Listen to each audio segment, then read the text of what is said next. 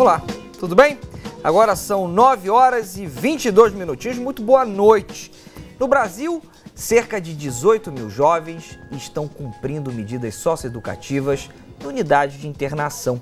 O Conselho Nacional de Justiça descobriu que duas das principais razões para isso são o roubo e o tráfico. Em um terceiro lugar vem o homicídio. De tempos em tempos, nós vemos surgir em diferentes camadas da sociedade a discussão sobre a pertinência das medidas educativas, a estrutura das casas que trabalham com esse jovem em conflito com a lei, a educação e a preparação para o regresso e, claro, sobre a queda ou a permanência da maioridade penal. Por falar especificamente nesse tópico, há pesquisas que indicam que 93% dos brasileiros, é um número altíssimo, são favoráveis à redução da maioridade penal para 16 anos. Lembrando que hoje em dia são 18 anos, né? Adianta reduzir essa idade, hein? Essa é a solução para um problema que se arrasta há décadas. Em pleno ano que se completa 25 anos do Estatuto da Criança e do Adolescente, crescem os números de agressões aos menores. Será que eles saem melhor do que entram dentro dessas casas de reabilitação, né? Será que existem motivos para que isso aconteça? Para discutir sobre essas e muitas outras provocações, nós trouxemos a Eufrásia Maria Souza, que é defensora pública da Coordenadoria de Defesa dos Direitos da Criança e do Adolescente. Também trouxemos o Ariel de Castro Alves, advogado e membro do Conselho Estadual dos Direitos da Criança e do Adolescente de São Paulo. E também contamos com a presença do professor do Instituto de Educação da UF, o Elionaldo Julião. E você, claro, é nosso convidado, é nossa convidada para esse debate. Eu quero saber a sua opinião. Você é a favor, por exemplo, da queda da maioridade penal para 16 anos? Por quê? Quais são os motivos disso? Esse jovem, quando entra em uma unidade para poder se restabelecer, preparar o seu regresso à sociedade, ele sai melhor ou ele sai pior? Quero saber a sua opinião. Tem duas maneiras de entrar em contato com a gente.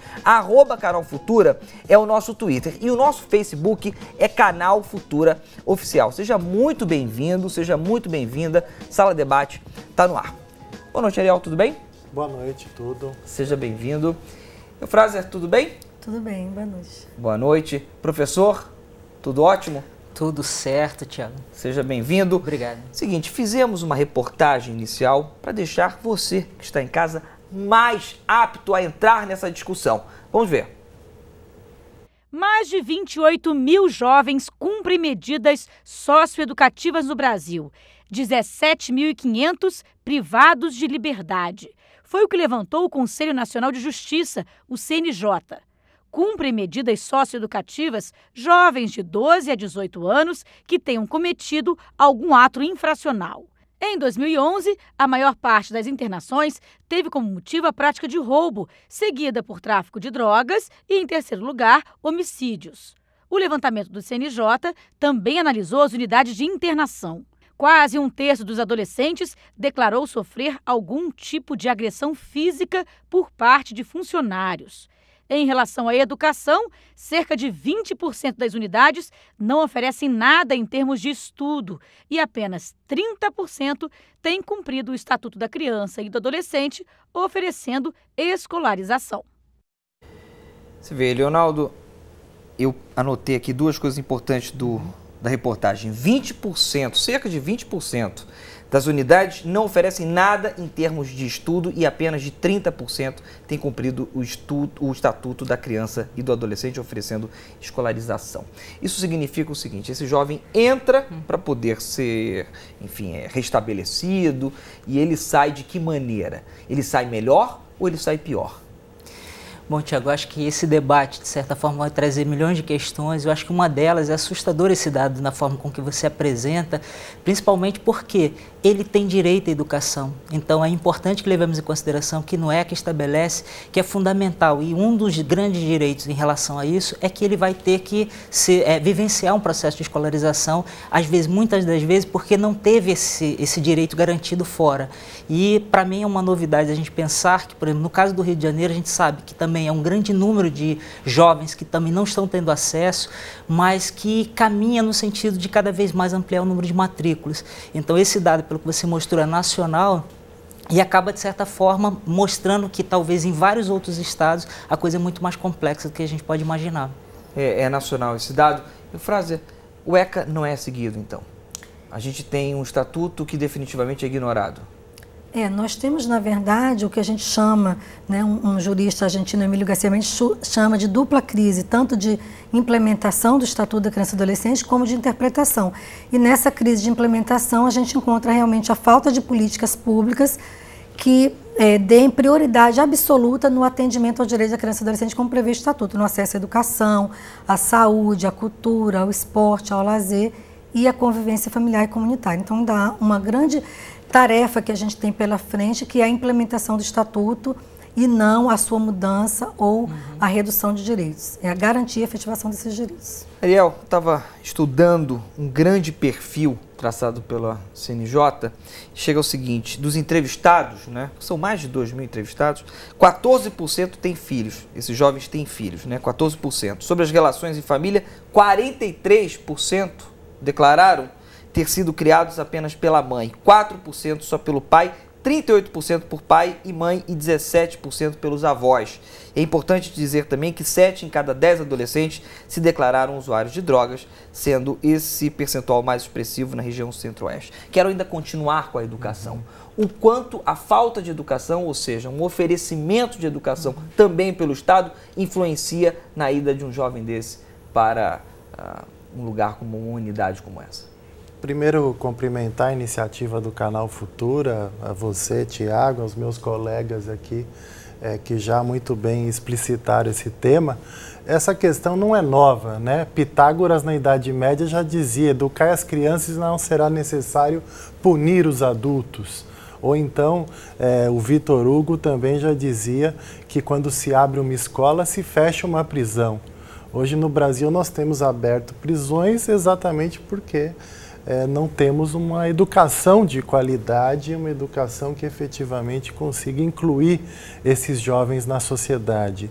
Então, nós precisamos também, nesses dados do CNJ, da pesquisa que foi feita, levar em conta que 60% desses jovens não estavam estudando quando foram apreendidos. Então, nós temos também até pesquisas que a USP já fez em São Paulo, mostrando a vinculação entre evasão escolar e aumento da criminalidade juvenil. Teve um pesquisador da USP de Piracicaba que ele analisou durante 5 anos o aumento da evasão escolar e como isso repercutiu nos índices também de apreensão de adolescentes em conflito com a lei. Então a educação tem uma relação umbilical com essa questão do atendimento socioeducativo. Agora, também dentro desses números daqui é possível ver uma participação da família, uma falta do Estado, o quanto o Estado é culpado por uma questão como essa, quando um jovem sai de uma linha traçada e vai para um caso de uma unidade, vai ter que receber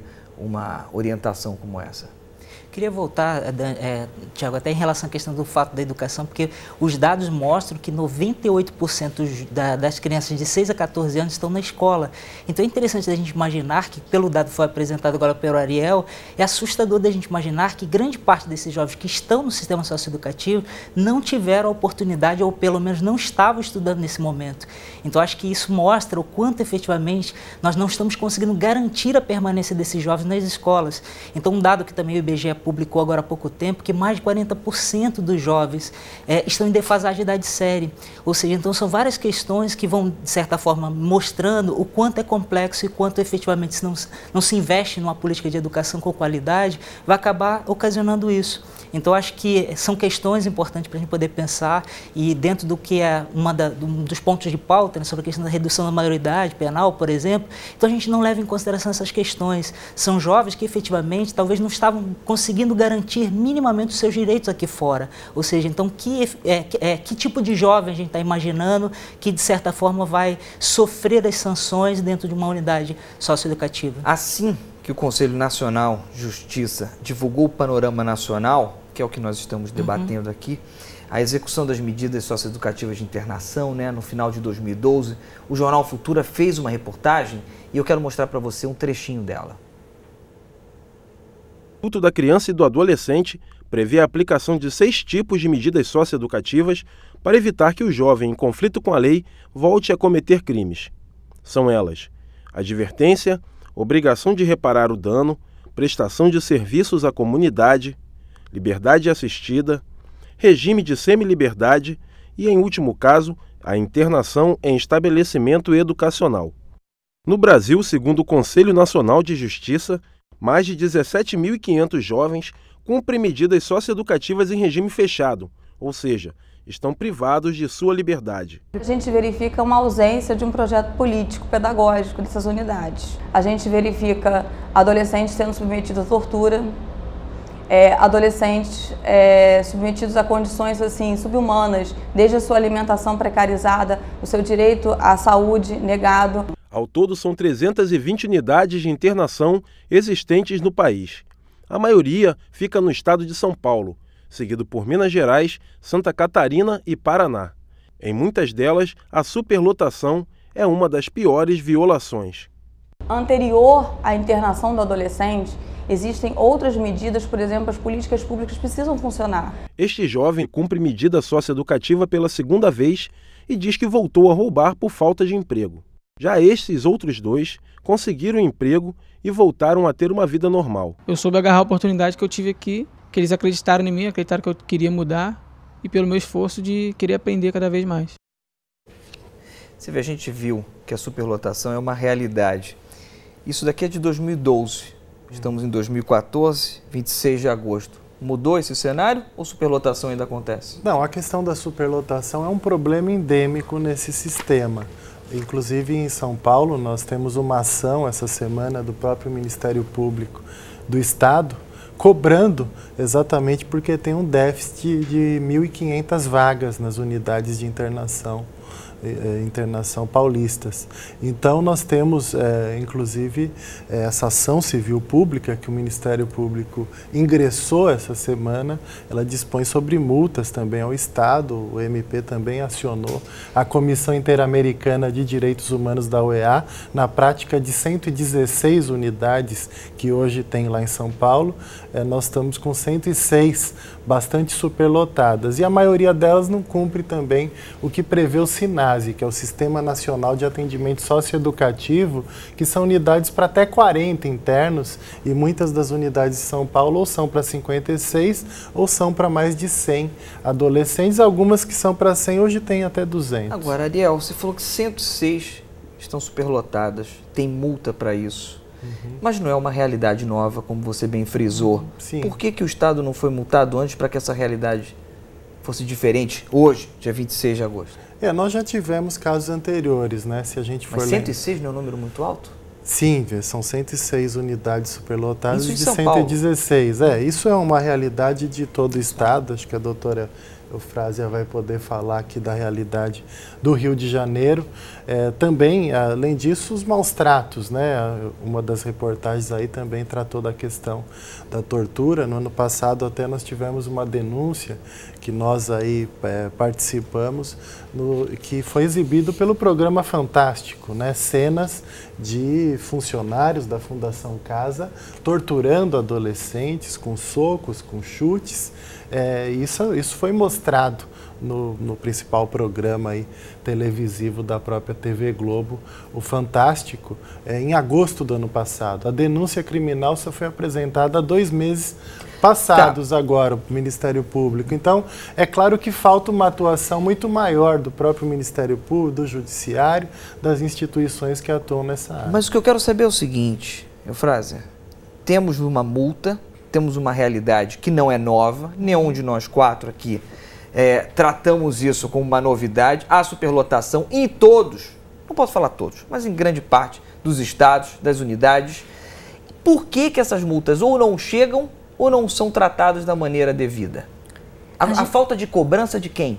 A gente vê que existe, na realidade, uma dificuldade na responsabilização do poder público, em especial do executivo, pelo cumprimento da legislação. Então, do ponto de vista legislativo, o Brasil é um país muito avançado, inclusive o Estatuto da Criança e do Adolescente do Brasil foi copiado, né, pela América Latina em geral, foi o primeiro país a se adaptar à Convenção sobre os Direitos da Criança de 89 da ONU, que foi ratificada em 1990, mas o que a gente vê ainda é uma dificuldade de conseguir responsabilizar o poder público. Por exemplo, aqui no estado do Rio de Janeiro, a Defensoria Pública, através da Coordenadoria de Defesa dos Direitos de Criança e Adolescente, ingressou com 3 ações civis públicas desde 2005 para que as unidades de internação do Estado estivessem adequadas do ponto de vista tanto arquitetônico, né, como bem falou Adriel, pela questão do número de adolescentes que deve existir em cada unidade, né, o máximo de 40, e a gente não consegue essa responsabilização efetiva do poder público. É muito fácil responsabilizar o adolescente pelo cometimento do ato infracional.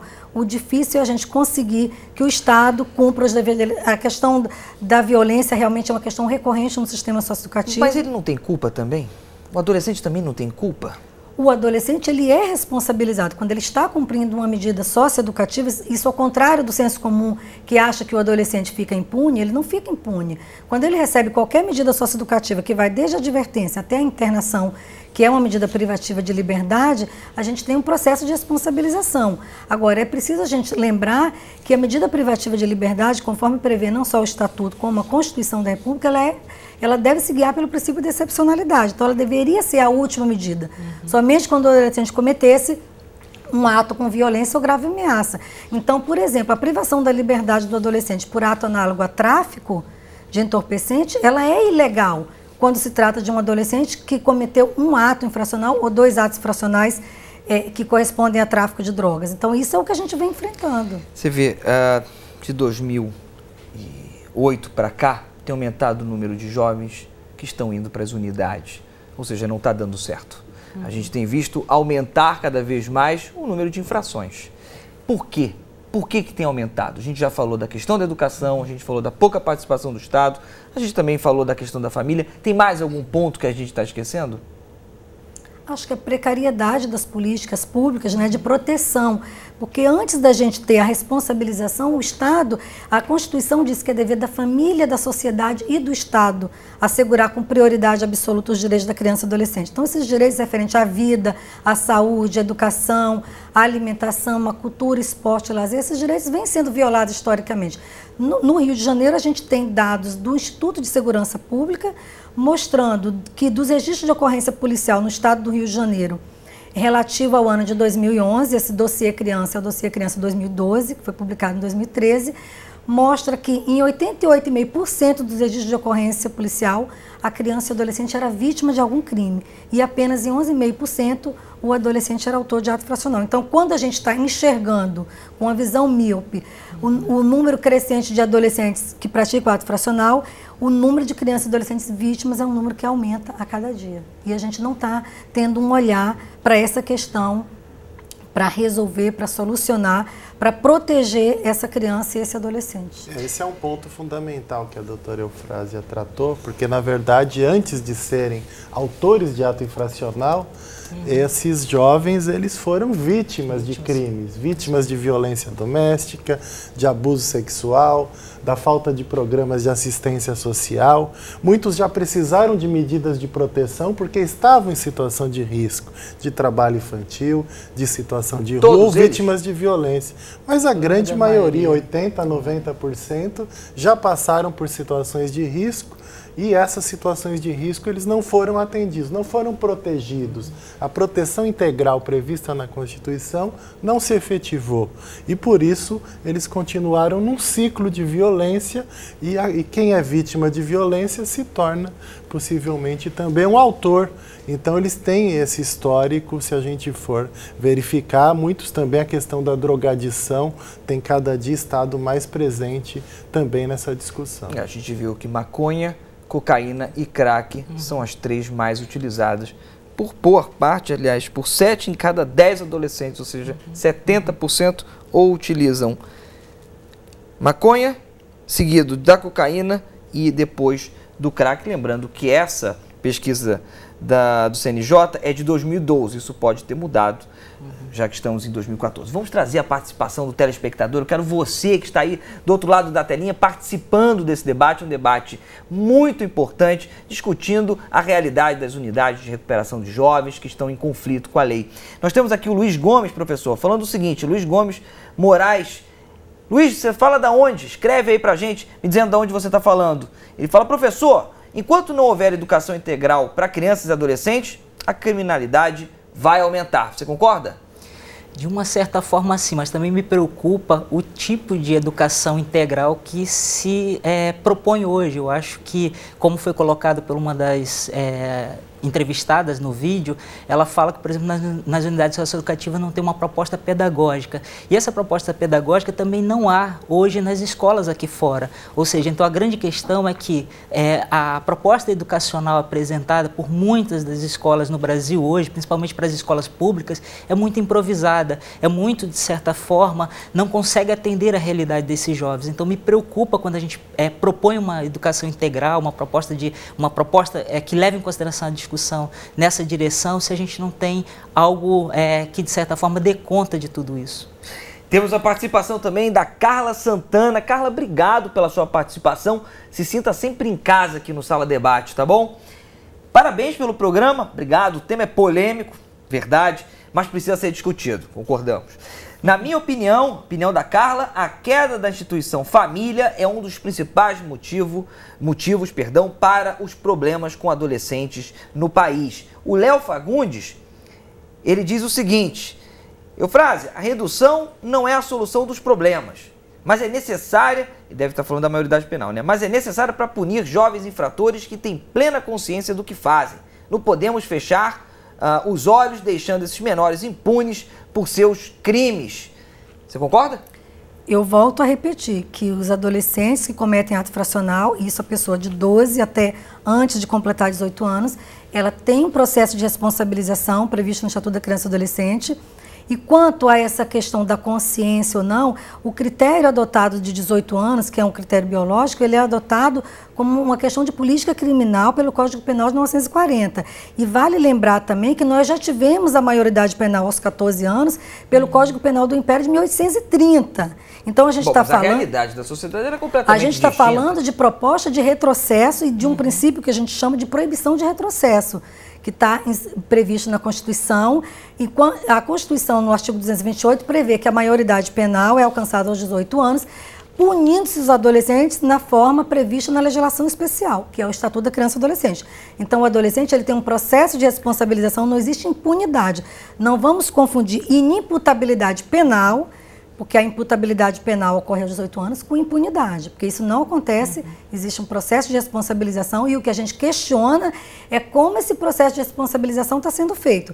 É se o Estado está cumprindo com os deveres dele de manter a integridade física dos adolescentes que estão no sistema socioeducativo. Nós tivemos, lamentavelmente, aqui no Rio de Janeiro, recentemente, 2 episódios de mortes de adolescentes na internação provisória, ou seja, antes deles terem uma medida aplicada em caráter definitivo, e esses 2 adolescentes respondiam por um único procedimento de apuração de ato infracional análogo a tráfico de drogas. Ou seja, de acordo com a lei, eles não deveriam estar privados de liberdade. Quem paga por isso? O Estado? O Estado paga por isso através de indenização, através de ação movida pelas famílias, através da Defensoria Pública ou através de advogado. Mas essas ações são ações que se arrastam ao longo do tempo. Então, para a gente, muito mais importante do que responsabilizar é que o Estado cumpra o dever dele. Nessa questão da maioridade, que inclusive agora em períodos pré-eleitorais é muito difundido como se fosse resolver todos os problemas do país, né? Parece que tudo se resolve nessa discussão. Então é muito oportunismo e demagogia, até porque nós sabemos que na prática, a violência só vai aumentar. Colocar adolescentes num sistema prisional completamente falido, dominado por facções criminosas. Essa semana mesmo no Paraná, que é um dos estados mais desenvolvidos do Brasil, nós vimos aí 4, 5 presos sendo decapitados na frente das câmeras. Então, a falência total desse sistema penitenciário, que é dominado por facções, seja o CV, seja o PCC, qual modelo de sistema que é e a reincidência, o próprio Ministério da Justiça diz que a reincidência no sistema prisional está em torno de 70%. O professor que também atua no sistema prisional conhece bastante essa realidade. E o sistema de internação de adolescentes, o CNJ, nessa pesquisa, ele detectou um índice em torno de 40% de reincidência, o que é bastante alto. Mostra o que nós estamos falando aqui. O Estatuto da Criança e do Adolescente não está sendo devidamente respeitado. Mas nós temos experiências positivas de medidas socioeducativas, inclusive em meio aberto, em alguns programas que foram realizados, que têm incidência de 10%, de 12%. 12% no máximo. Se o estatuto for aplicado de forma adequada, pequenas unidades, cursos profissionalizantes, escolarização, cultura, esportes, nós temos certamente índices bem baixos de reincidência. Então é muito mais adequado você colocar esse adolescente nessas unidades e ele sair melhor para a sociedade. É que muita gente quer vingança. As pessoas não querem que essas pessoas sejam reeducadas, ressocializadas e saiam melhores. Boa parte da sociedade ainda defende o dente por dente, olho por olho. Então, cometeu o crime, ele tem que também sofrer no cárcere para depois sair pior. Ok. Nós temos... Posso aproveitar? Só um segundinho, professor, só para eu não perder a oportunidade de perguntar para o Ariel o seguinte. Nós temos realmente um sistema carcerário que você está dizendo que é falido. Nós temos milhões de problemas, como estamos elencando aqui, e poderíamos passar o resto da noite elencando problemas, mas agora eu quero saber o outro lado da moeda. Como é que a gente resolve esse problema? Já que nós temos um sistema falido, é deixando esse jovem solto, como é que a gente educa? Qual a sua opinião sobre isso? Não, nós não queremos que o jovem fique solto. Na verdade, se ele cometeu o crime com violência ou grave ameaça, ele pode ser encaminhado para privação de liberdade. Muita gente dentro também, desse sistema muita falido. gente também não entende que o jovem é responsabilizado. Efetivamente, ele é até privado da sua liberdade. Em muitos casos, ele fica até 3 anos na internação e depois ele é encaminhado para outras medidas socioeducativas. Então, ele fica, às vezes, até 6 anos sendo acompanhado por um sistema socioeducativo. Então, não existe impunidade. Inimputabilidade e impunidade são coisas diferentes. A impunidade é uma questão geral no Brasil, porque só 3% dos crimes são esclarecidos, só 8% dos assassinatos são esclarecidos. Investir, sim, nisso, né, numa reestrutura do aparato policial, num sistema judiciário melhor estruturado, isso sim combateria a impunidade. Agora, inimputabilidade, ele não responde com base no Código Penal, mas com base numa legislação especial, podendo até ser privado da liberdade. Então, nós precisamos aprimorar esse sistema. Inclusive, a lei que trata de execução das medidas socioeducativas, que fixa todos os parâmetros de funcionamento das unidades de internação, de semiliberdade. As prefeituras também, muitas vezes, não cumprem com o seu papel de manter programas de liberdade assistida e de prestação de serviço à comunidade adequado. Muitas vezes é só pro forma, o adolescente vai, assina um papel, não tem acompanhamento nenhum, não é apoiado na profissionalização, na educação, no tratamento de saúde mental. Então, nós precisamos efetivamente, através dos mecanismos que hoje existem na lei e nas resoluções do próprio Conselho Nacional da Criança e do Adolescente, reestruturar esse sistema, e isso vem acontecendo aos poucos, às duras penas. No segundo bloco, professor, eu lembro que você quer falar, mas eu tenho que passar o bloco. No segundo bloco, a gente vai continuar discutindo a estrutura dessas unidades, quais são os caminhos pertinentes para que a gente resolva um problema que está na nossa frente.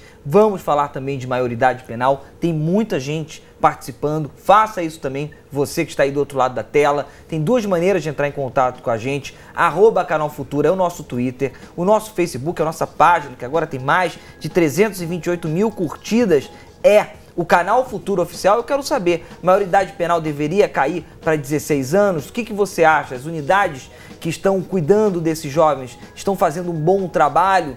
Então, é isso daí. A gente vai para o intervalo rapidinho e daqui a pouquinho a gente volta.